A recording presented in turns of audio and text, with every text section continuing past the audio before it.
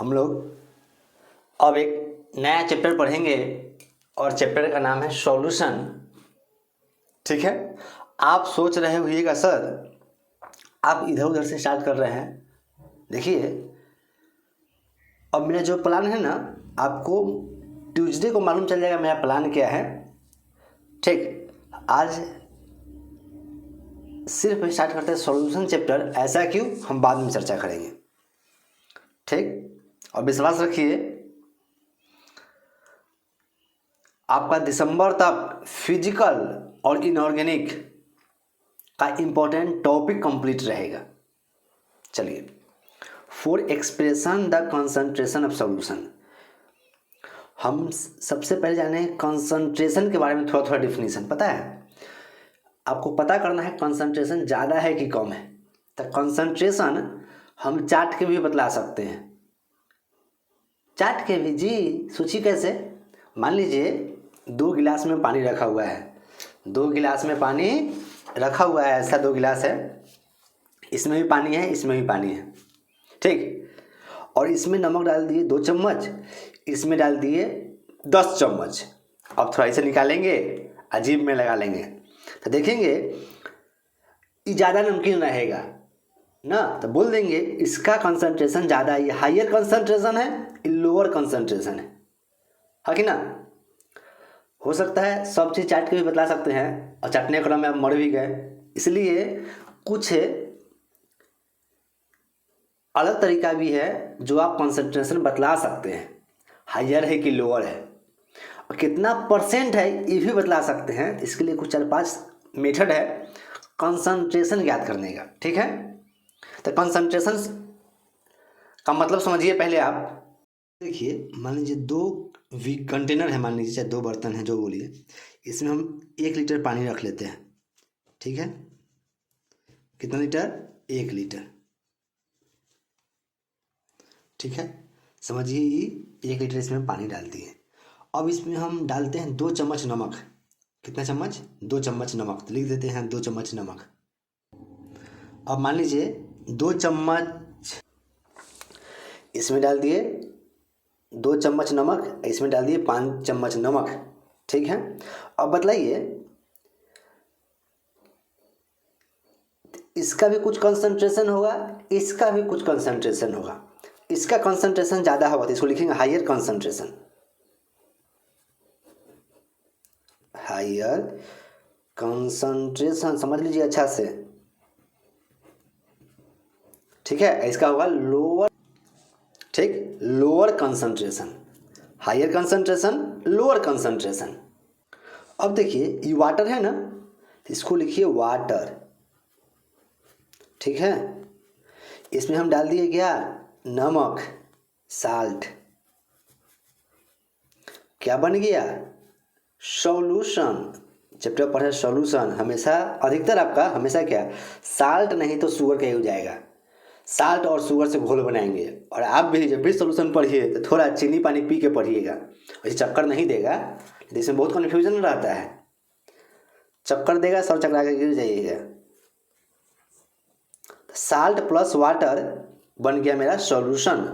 अब देखिए साल्ट क्या है कि इसमें डाले हैं ना, तो इस साल्ट जो डाले हैं इसको बोलते हैं सॉल्यूट, इसको बोलेंगे सॉल्यूट, और इसको बोलेंगे सॉल्वेंट। क्लियर? अब बनेगा मेरा सॉल्यूशन। सॉल्वेंट को हम हमेशा ए से दिखलाएंगे और सॉल्यूट को बी से। सॉल्वेंट हमेशा ज़्यादा होता है तो ज़्यादा मतलब ए बड़का होता है, इसलिए ए से सॉल्वेंट को और बी से सॉल्यूट को अपने मन से मान लिए हैं। ठीक, सब 1 2 मान सकता है, आप मान लीजिए सॉल्वेंट को हमेशा ए से दिखाइए और सॉल्यूट को बी से। क्लियर यहाँ तक? ठीक है, अब कोई पूछेगा कंसंट्रेशन के बारे में समझा दीजिएगा, तो बतलाइए कंसंट्रेशन बोले तो how much substance dissolve in a given solvent. Solvent में कितना सबस्टांस डिजॉल्व है वही होता है कंसंट्रेशन। तो कंसंट्रेशन बतलाने का कुछ तरीका है, आप देखिएगा। और यहाँ से आपका पढ़ाई स्टार्ट हुआ, लेकिन कुछ और थोड़ा सा और एक बात है, छोटा सा 11th का देख लेते हैं।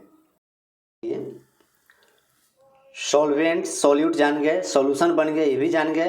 एग्जाम्पल है शुगर प्लस वाटर ले लिए हैं। तो molar mass of sugar, molar mass of sugar, ठीक है। अब देखिए हम शुगर का निकालेंगे मोलर मास, शुगर का निकालेंगे मोलर मास। तो मोलर मास ऑफ शुगर, तो फिर शुगर का फॉर्मूला होता है C12H22O11, आधा इंग्लिश आधा हिंदी फेंट के। अब देखिए कार्बन है 12 गो, तो 12 लिख दिए हैं। और कार्बन का मास कितना होता है 12 एटॉमिक मास। हाइड्रोजन का एटॉमिक मास 1, ऑक्सीजन का 16, 16 गुने 11 पूरा 342 ग्राम पर मोल। याद रखिएगा शुगर का मोलर मास होता है 342। कैपिटल एम से दिखाते हैं मोलर मास को, चूँकि इस शुगर हमेशा सॉलिड के रूप में रहेगा इसलिए बी लिख दिए हैं। तो मोलर मास ऑफ शुगर निकाल लीजिएगा 342। आप याद रखिएगा, देखिए मोलर मास याद रखिएगा सॉल्यूशन का, मैं किसका सॉल्यूशन का, तो शुगर का, ग्लूकोज का और NaCl का, ठीक है। शुगर का 342, ग्लूकोज का 180 ग्राम पर मोल, NaCl का इतना ग्राम पर मोल, ग्राम ग्राम ग्राम पर मोल, ग्राम पर मोल, ये रहेगा ग्राम पर मोल मोलर मास। इसको कैपिटल एम से लिखते हैं, सॉल्यूट रहेगा इसलिए बी लिख दिए हैं, ठीक है। पता है छोटा छोटा बात क्लियर कर लीजिए, नहीं तो आपसे न्यूमेरिकल बनेगा ही नहीं, कभी लिख के देते हैं, ठीक है। अब आइए आजकल बहुत नाम फेमस है, पता है क्या, और नाम सुनिएगा MBA चाय वाला, ये तो बहुत फेमस नाम है इसे, चाय वाला, BA चाय वाला, ग्रेजुएट चाय वाली ना, और बहुत सारा चाय वाला सब है, फिजिक्स चाय वाला, कुछ और लगा दीजिए। अब देखिए तो इसी को देख के मेरा पता है मैं क्या मन कर रहा है कि हम, मैं जो किराना दुकान है उसका नाम बदल दे, रख दे केमिस्ट्री, CHEMISTRY, केमिस्ट्री किराना वाला, केमिस्ट्री किराना वाला, केमिस्ट्री किराना वाला। अब बोलेंगे हमको केमिस्ट्री की भाषा में बात कीजिए, जैसे कोई सामान मांगना होगा ना तो बोलिए इतना मोल दीजिए। अब मोल अगर नहीं दिए ना, मोल नहीं दिए, मोल में अगर नहीं बोला तो हम ओल देंगे उसको। हमसे बात करना है सिर्फ मोल की भाषा में, तो दुकान का नाम कुछ दिन में चेंज करेंगे, नाम रखेंगे केमिस्ट्री किराना वाला। अब आइए ऐसा क्यों, देखिए एग्जाम्पल एक, ये ऐसा क्यों, मान लीजिए 2 kg शुगर मतलब क्या, बताओ 2 kg शुगर मतलब क्या था, सोचा। अगर हम मोल्स ऑफ शुगर निकाले, इसका मोल्स ऑफ शुगर देखा कि 2 kg मतलब कितना ग्राम, 2000 ग्राम। और शुगर का मोलर मास अभी पढ़े ना 342, तो भाग दे देंगे ना तो मिलेगा 5.8 मोल। तो हम पूछे आएगा दुकानदार, बोलेगा हो 5.8 मोल चीनी दीजिए हमको, तो हम समझ जाएंगे ओ। तो 5 कैसे समझेंगे, तो 5.8 में हम क्या करेंगे, शुगर के मोलर मास से गुना कर देंगे, टुई टुई, तो मिल जाएगा 2000 ग्राम। तो समझ जाएंगे ओ ये जो बालक है हमसे 2 kg शुगर मांग रहा है। कोई पूछेगा बताओ 1 kg शुगर मतलब कितना मोल, तो इसको आधा कर लीजिए सीधा, 2 दूना 4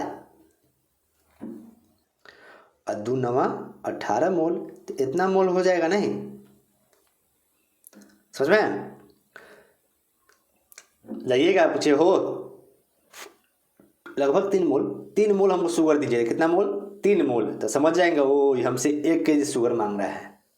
तो शुगर निकलेगा इसे, मोल को मोलर मास से गुना करके, मोल को मोलर मास से गुना करके, मोल को मोलर मास से गुना करके हम निकाल सकते हैं सॉल्यूट कितना है, ठीक है। बहुत इंटरेस्टिंग बात है। तो 5.8 मोल मतलब क्या, मतलब और 342 से गुना कीजिएगा ना समझ जाएगा वो 2000 ग्राम शुगर है इसमें मिला हुआ है, ठीक। चलिए कोई क्लियर। तो मोल्स ऑफ सॉल्यूट निकालना, चाहे मोल्स ऑफ कुछ हो, तो मोलर मास नीचे में रखिए और उसके जितना है ना वेट मास से डिवाइड दे दीजिए, ठीक है। तो मोल्स निकलते। अब जो कंसंट्रेशन दिखाने का तरीका है उसके बारे में जानेंगे। फर्स्ट है मोलालिटी, आपको ऑब्जेक्टिव में मिलेगा, याद रखिएगा। Mole per KG, it is defined as the number of moles of solute per KG solvent. Solute होगा कुछ केजी, जितना केजी सॉल्वेंट में उसको बोलते हैं मोलालिटी। ये दिखाने का तरीका है concentration. Molality equal to moles of solute by mass of solvent. Solvent कौन सी में, केजी में। It is denoted by small M. Molality is independent of temperature. अच्छा, मोल फ्रैक्शन भी नहीं पढ़े हैं, लास्ट में देखेंगे, ये पूछता नहीं एग्जाम इसलिए छोड़ दिए थे। यूनिट ऑफ मोलालिटी, तो मोल नीचा में केजी, तो मोल पर केजी, मोल पर केजी, चाहे मोल पर ग्राम, मोल पर केजी, समझ में गया। मोलालिटी, मोलालिटी, ठीक है। आइए ऑब्जेक्ट क्वेश्चन है, ऑब्जेक्टिव में मिलेगा आपको 1 नंबर का, पूछता ही है calculate molality of 2.5 gram of CH3COOH acetic acid in 75 gram of benzene. ठीक है, बनाते हैं, बहुत ईजी सवाल, बहुत ईजी, समझ में आएगा, टेंशन मत लीजिए। याद रखिए गुना करना पड़ता है ज़्यादा, डोंट वरी। आप एग्जाम में जाइएगा, एक क्वेश्चन आपके सामने रहेगा, उसी को गुना करना है, बस गुना कर लीजिएगा। एक क्वेश्चन प्रैक्टिस कर लीजिए, एग्जाम में थोड़ा टाइम देके गुना कर लीजिएगा, 1 नंबर कन्फर्म सही, मार्क्स 2 में भी मिल जाएगा कभी कभी। ठीक है, आइए तो कैलकुलेट करते हैं कैसे। तो सॉल्यूट प्लस सॉल्वेंट सॉल्यूशन लिख दिए। सॉल्यूट हो जाएगा 2.5 ग्राम CH3COOH और बेंजीन में डाले हैं 75 ग्राम बेंजीन था, तब बेंजीन 75 ग्राम। ठीक है, अब देखिए इसका मोलर मास कितना होगा, तो मोलर मास निकालिए। ठीक, तो इसका मोलर मास कितना हो जाएगा, आएगा आपके पास मोलर मास लगभग कितना, 60, हाँ 60, लगभग 60 के आसपास, 60 ग्राम पर मोल। ठीक, एनसीईआरटी का क्वेश्चन देख सकते हैं, एनसीईआरटी क्वेश्चन में मिला जी एग्जाम्पल है 2.2, नहीं 2.2 या 2.5 हो, 2.3 देख लीजिए जो भी हो। MB है, मोलर मास हो गया सॉल्यूट का इतना ग्राम पर मोल। अब निकालते हैं molality, molality, molality of acetic acid. ठीक है, क्या निकालते हैं, तो moles of solute, moles of solute क्या है CH3COOH बाई सॉल्वेंट, नहीं लिखते हैं सॉल्वेंट क्या है, तो लिखेंगे मास of solvent, mass of solvent, solvent कौन सी में लिखिएगा, इन केजी। ठीक है, आइए तो हम यहाँ तक देख चुके थे। सॉल्वेंट दिया हुआ था 75 ग्राम, इसको केजी में बदल लिया, कोई दिक्कत वाली बात नहीं है। जा मोल्स तो निकालवे नहीं की, इसलिए जगह छोड़ दिए थे, यहाँ मोल्स ऑफ निकालिए, मोल्स ऑफ CH3COOH कैसे निकालते याद है, बोले थे ना, इसका मोलर मास निकाल लीजिए 60, कितना है ना मास उससे डिवाइड दे दीजिए, तो जो आता है मोल्स आता है, तो आपको कितना आएगा 10,600 लगभग आ जाएगा 0.0417 मोल। ठीक है, इतना मोल आ गया। अब डिवाइड दीजिएगा, ये भी ग्राम रहेगा, ग्राम से ग्राम 20 मोल हो जाएगा,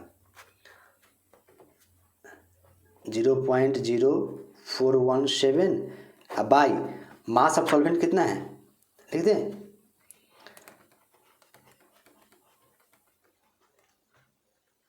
ठीक है, ये ऊपर चला जाएगा, हो सकता है आपको दिखा नहीं, तो मास ऑफ सॉल्वेंट था 75, केजी में बदल लिए। ठीक है, अब केजी में बदलने के बाद इसको ऊपर भेज दीजिए, थोड़ा सा गुना ज़्यादा पड़ता है बस, बहुत इजी है, बहुत इजी, इतना इजी है जैसे रसगुल्ला मुंह में जाता है उतना ही इजी है। अब इसको डिवाइड दे दीजिएगा तो आ जाएगा लगभग 0.556। अब मोलालिटी को जी में आपते हैं मोल पर केजी, मोल पर केजी, ठीक है, कन्फर्म हो गया 1 नंबर। ऐसे आप मोलालिटी निकाल लीजिएगा। ठीक है, एक और बात, एक और एग्जाम्पल है, calculate molality of sugar of 2000 gram in 1 kg solvent. Solvent पर आप कुछ भी ले लीजिए, लेकिन 1 kg सॉल्वेंट दिया हुआ है, आप मोलालिटी निकाल लीजिएगा। पता है नियम मार्क्स 5 पूछा था एग्जाम में, छोटा छोटा बात जोड़ के मार्क्स 5 कैसे बाद में बतलाएंगे, लेकिन जरूर बनाइएगा, विश्वास कीजिए बनाइए जरूर।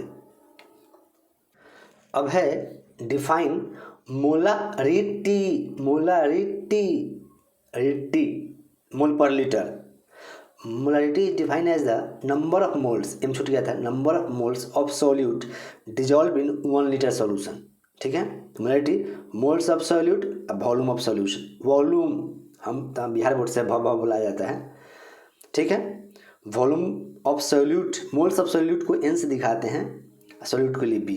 क्लियर, यूनिट क्या होगा, मोल पर लीटर। मोल per litre, moles per litre या मोल डेसीमीटर क्यूब। अब देखिए molarity is depends upon temperature. Temperature, क्योंकि जो लिक्विड है ना, या तो एक्सपेंशन होगा नहीं तो कंट्रैक्शन होगा। बिकॉज ऑफ एक्सपेंशन या कंट्रैक्शन ऑफ द लिक्विड, याद रखिए ऑब्जेक्टिव पूछ सकता है। सिर्फ मार्क्स 2, हाँ कभी कभी पहले है ना 2017-18 में पूछता था define molarity, define mole fraction. आइए क्वेश्चन सॉल्व करते हैं। क्वेश्चन इसलिए ऑब्जेक्टिव में पूछेगा, लेकिन मार्क्स 5 में बहुत जरूरी है, प्लीज़ बनाइएगा आप लोग। अब देखिए सबसे पहले अगर आपको लैंग्वेज सीखना है तो एनसीईआरटी बुक देख लीजिए। Solute plus solvent equal to solution. Solute कितना है, सॉल्यूट है NOH, तो NOH लिख दीजिए। और सॉल्वेंट में कुछ नहीं तो सॉल्वेंट की जगह सॉल्वेंट ही रहने दीजिए। अब बनेगा तो घोल, घोल विलियन। NH कितना ग्राम, 5 ग्राम। ठीक है, मोलर मास क्या होता है सॉल्यूट का, NOH का। NOH का हो जाएगा 23, ऑक्सीजन के 16, 1 17, 16 1 17 23 40 ग्राम पर मोल। 40 मोलर मास क्या होता है सॉल्यूट का, 40 ग्राम। सबसे पहले निकालेंगे moles of solute. Moles of solute, moles of solute, moles of solute. तो मोलर मास नीचे में रखिए, कितना ग्राम है उसे डिवाइड दे दीजिए। आप यूनिट लिखते रहिएगा ताकि समझ में आए, और डिवाइड दीजिएगा तो लगभग 4 से 40.0.125 मोल। ठीक है, आइए सॉल्वेंट कितना था 450 ml प्लस 450 ml। लीटर में बदल ले क्या, छोड़ देते हैं, नीचे बदल लेंगे तो molarity, molarity, molarity, molarity 20 moles of solute. बहुत इजी है, सॉल्यूट बाई क्या होगा, वॉल्यूम ऑफ सॉल्यूशन। या सॉल्वेंट तो लिखिए चलेगा, सॉल्वेंट में तो वही आता है, इन लीटर। कितना है 0.125 बाई, ट्रेन बगल में रहता है, इस ट्रेन का आवाज़ बहुत ज़ोर से आता है। वॉल्यूम ऑफ सॉल्यूशन 450 गुने 1000 कर लीजिए ताकि बदल जाए। काट छाट कीजिएगा, अभी नहीं काटिए, सिर्फ एग्जाम में काटना है बस। यहीं पे घर पे बनाइए ना, इतना बना के छोड़ दीजिए। कट्टम कुट्टम एग्जाम में, कट्टम कुट्टम एग्जाम में। टोई और कितना आएगा, लगभग 0.0